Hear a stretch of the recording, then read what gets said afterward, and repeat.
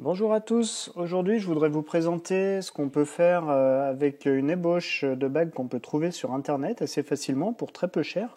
Donc on peut faire un bijou très ouvragé avec simplement du travail manuel, sans machine, sans soudure.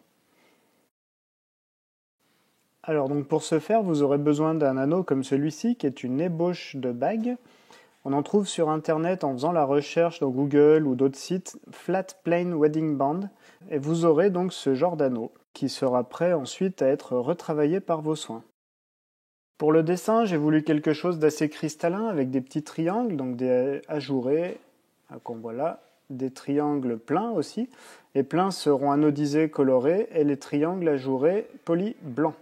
Alors pour faire le dessin, on commence par mettre du noir sur la bague pour pouvoir ensuite dessiner avec une pointe en carbure là sur la bague. Donc on va gratter sur l'encre pour faire notre dessin assez finement. Donc c'est parti.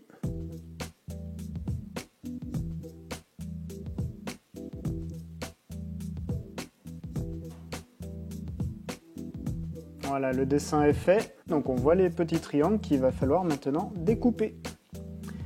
Alors pour découper, on commence par la partie extérieure. Donc les parties extérieures, simplement avec une scie Bockfil. Donc on découpe en partant du bord et on va enlever les morceaux donc en suivant le dessin. Ensuite, on retrace donc les parties intérieures. On redessine ce qu'on va devoir enlever toujours avec la scie. On va faire des avant-trous à la Dremel ou avec une petite perceuse, enfin ce que vous avez pour percer. Donc là les avant-trous sont faits et ensuite on va pouvoir glisser la lame du Bockfil dans les trous. Voilà, un coup de serrage. Attention de la lame, donc sur mon modèle c'est une scie que j'ai fabriquée moi-même. On tend la lame avec une molette à la fin du manche. Et donc c'est parti, on découpe l'intérieur des triangles cette fois-ci.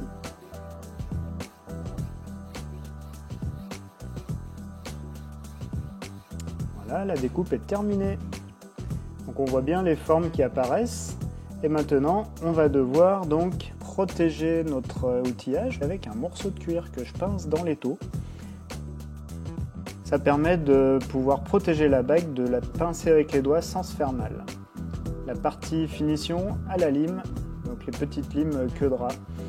On va venir retoucher toutes les petites bavures, les finitions donc de sciage.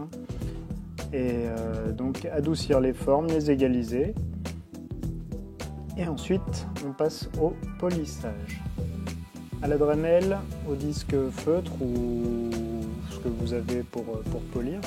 La Dremel ça marche pas mal, donc j'utilise de la pâte à polir spéciale bijou. Et maintenant place à l'anodisation. Les triangles pleins, comme je disais au début de la vidéo, seront bleus. Voilà, donc on chauffe, ça change de couleur. On voit le bleu qui apparaît. Et les triangles creux, je vais les laisser incolores. Et il restera seulement les triangles pleins qui seront bleus. Et maintenant, on va repolir, retirer le bleu sur toutes les parties triangles creux pour le laisser uniquement sur les triangles pleins.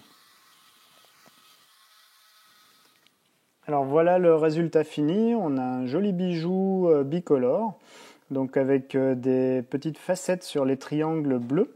Donc le système de reflets, enfin les facettes que j'ai créées, je ne l'ai pas détaillé dans la vidéo, mais je peux vous en dire plus si vous le souhaitez, donc n'hésitez pas à laisser des commentaires.